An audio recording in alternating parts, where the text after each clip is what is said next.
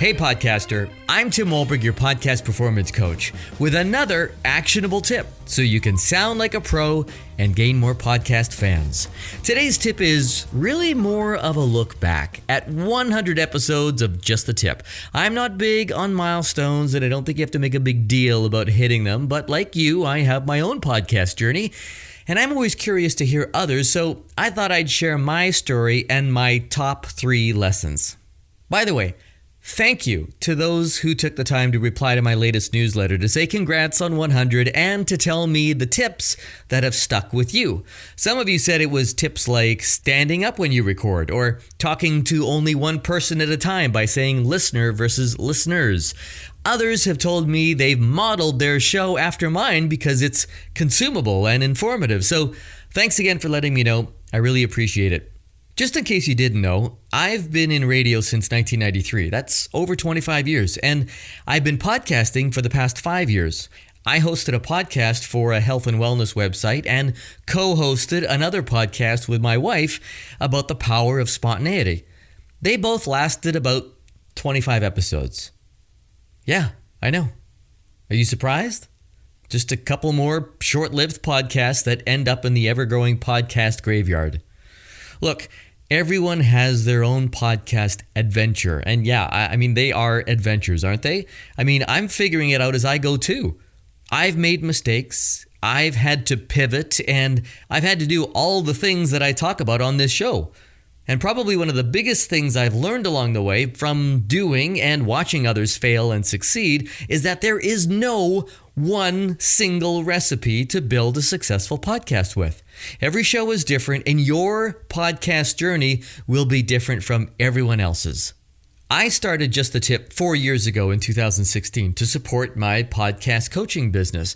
I thought I could share my broadcast experience with podcasters. I mean, there's a lot of similarities between the two mediums when it comes to performance, creating content that is going to resonate with the listener, show formats, handling guests, telling a story, and sounding great as a presenter.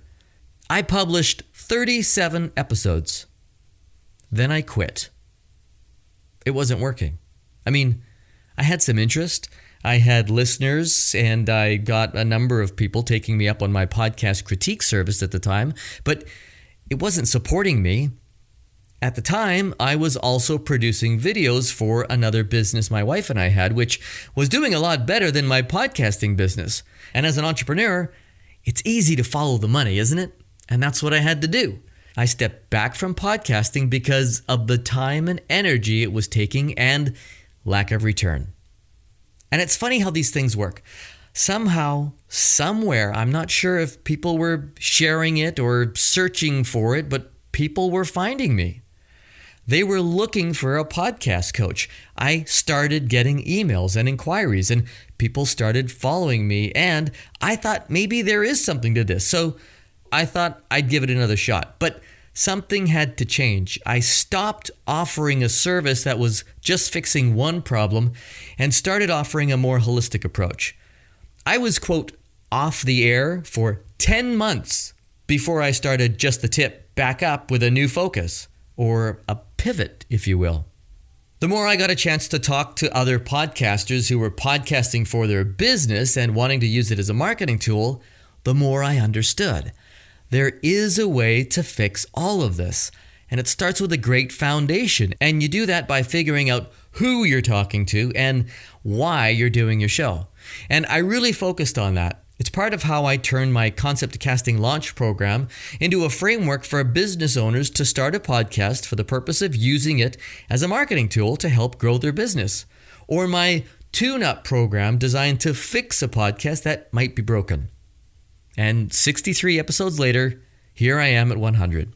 So I thought I'd share the top 3 lessons I've learned along the way.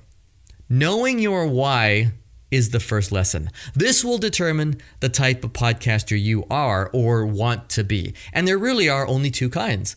Your show will either be a marketing tool for your business, products, or services, or your podcast will be your business, as in your content will be your commodity or product, and you will sell it through sponsorships, ads, merchandise, or other ways to generate income. The second lesson has got to be the power of niching. Niching is the most powerful way to be recognized as that big fish in the small pond. Don't broadcast to many when you can narrowcast to a smaller group and have a bigger impact.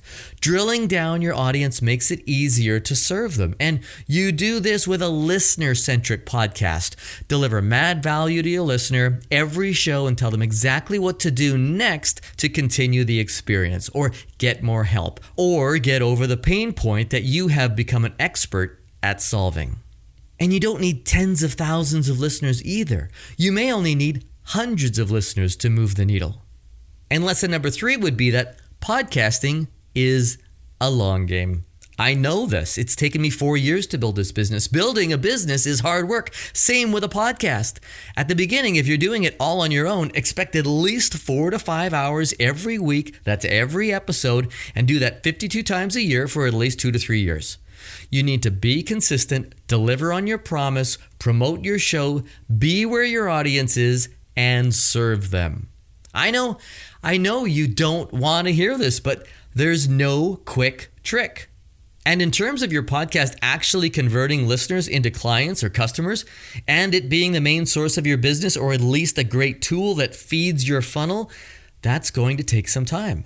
So remember, lesson 1, do it intentionally. Keep reminding yourself of the why. Why are you podcasting? Lesson number 2, serve your niche. Niche down and focus on your listener. And lesson number 3, stick with it and be consistent, because it is a long game. Oh, and there are 99 other lessons, or should I say tips, that you can learn by listening to my older episodes. So here's to 100. And thank you for listening. You are the reason I now have to come up with another 100 episodes. And if you haven't already, subscribe now to Just the Tip. I can wait. Thank you. I appreciate that. And I'd also love it if you could leave a review on Apple Podcasts for me if you've gotten anything out of this show. I'd appreciate it. And if you want to find out a little bit more about me or my podcast coaching and launch programs, just go to podcastperformancecoach.com. Thanks again for listening. I'm Tim Molberg. See ya!